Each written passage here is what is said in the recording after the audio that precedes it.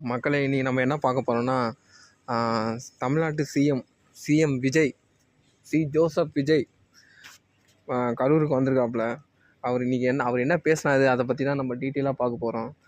அவர் வாழ்க்கையிலே ரொம்ப துயரமான சம்பவம் வந்து பார்த்திங்கன்னா, இந்த கரூர் வந்து 41 பேர் இறந்த சம்பவம் தான் என்னால் வந்து ஒரே வலி வேதனையுமாக இருக்குது.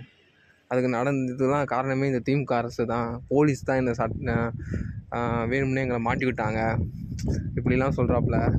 அது மட்டும் இல்லாமல் ஊழல்லாம் இருந்தால் இது விஜய் ஆட்சி சொல்லுங்கள், தம்பி ஆட்சி, எங்கள் அண்ணன் ஆட்சி சொல்லுங்கள், விஜய் ஆட்சின்னு சொல்லுங்கள் அப்படின்னு அவர் பாட்டு எதோ பேசிட்டு இருக்காப்புல.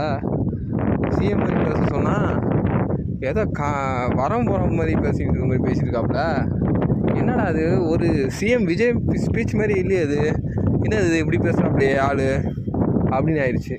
அண்ணா, நீங்கள் சிஎம் ஆகிட்டீங்க, நீங்கள் அதுலேருந்து வெளியே வாங்க. நீங்கள் திமுகவை சொல்கிறீங்க, இன்னும் கற்பனை உலகத்தில் இருக்கீங்க, வெளியே வாங்கன்னு.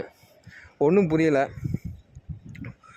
நீங்கள் வந்தனால தானே 41 பேர் இறந்தாங்க. நீங்கள் வரலனா 41 பேர் இறந்துருப்பாங்களா? நீங்களும் ஒரு காரணம் தான், அதையே ஒத்துக்க மாட்டேன்றீங்க. நீங்களும் யாரையும் போய் கொல்லலை, அவங்களும் யாரும் போய் ஒன்றும் கொல்லலை. சூழ்நிலை ஆயிடுச்சு. ஆனால் அடுத்தவங்க மேலே பழியை போட்டுருக்காம நம்மளும் சைடில் தப்புன்னு ஏன் ஒத்துக்க மாட்டேன்றீங்கன்னு எனக்கு தெரியலையே. ஸோ இன்னுமே சிஎம் ஆகிட்டுமே புலம்பிட்டு இருந்தால் இப்படி அடுத்த கட்டத்துக்கு நகர்ந்து போங்க.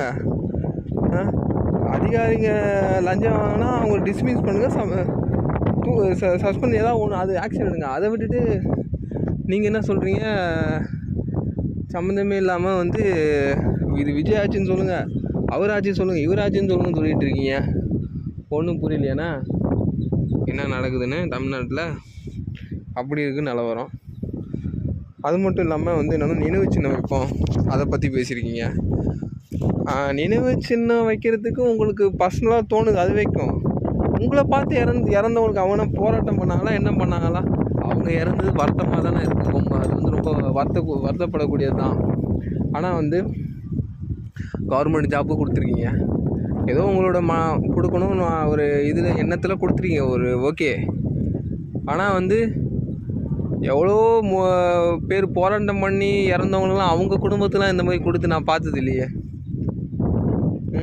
கேட்டால் வந்து என்னென்னா தூத்துக்குடியில் சேட்டலைட்டில் இறந்து போன அவங்க குடும்பத்துக்கு கூட போராட்டம் பண்ணாங்கன்னா இவங்க அப்படி எதுவும் பண்ணலையே.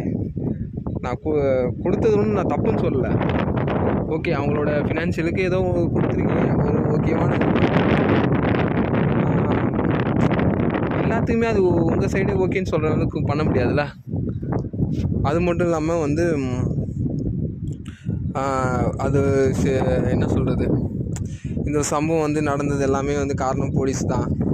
எஸ்பி தான் எங்களை வந்து வேணும்னே வந்து உள்ளே கூட்டின்னு வந்து விட்டார் அப்படின்னு சொல்லிட்டு ரொம்ப இதுவாக பேசியிருக்கீங்க. ஒன்றும் புரியல. மக்களுக்கு தெரியும்ண்ணா. நீங்கள் சொன்னால் கூட மக்களுக்கு தெரியும் நீங்கள் என்ன பண்ணீங்க, என்னென்ன நடந்ததுன்னு, கரூர் சம்பவத்தை என்ன நடந்ததுன்னு மக்களுக்கு தெரியும். நீங்கள் வந்து ஒரு பொய்யை சொல்லி உண்மையாக்கலான்னு நினைக்கிறீங்க. இது படம் கிடையாது, ரியாலிட்டி. ஸோ நீங்களுமே அக்செப்ட் பண்ணுங்கள். ஏன் அக்செப்ட் பண்ண மாட்டேன்றீங்க? கேட்டால் வந்து பெரம்பலூரில் மட்டும் எங்களை அலோவ் பண்ணல, இங்கே அலோவ் பண்ணான்னு சொல்கிறீங்க. நீங்கள் இன்னொன்று சொல்கிறேன், உங்கள் பொதுச்செயலாளர் அவனா பூஜி ஆனந்த் 12 மணிக்கெலாம் வந்துடுவார் தளபதி கரூருக்கு, அப்படி ஏன் சொன்னீங்க? அப்போ அங்கே டைம் இஷ்யூ ஆகலையா? அவங்க நேரம் தாமதம் ஆச்சுல்ல.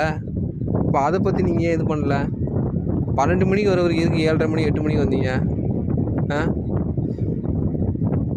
சரி, லேட்டாக வந்தீங்க, அவ்வளோ பேர் இறந்து தெரிஞ்சுட்டு அவங்க மக்களோட மக்களாக நிற்காமல் திருச்சி எடுத்தேன் பாரு ஓட்டுற மாதிரி ஓடுனீங்களே.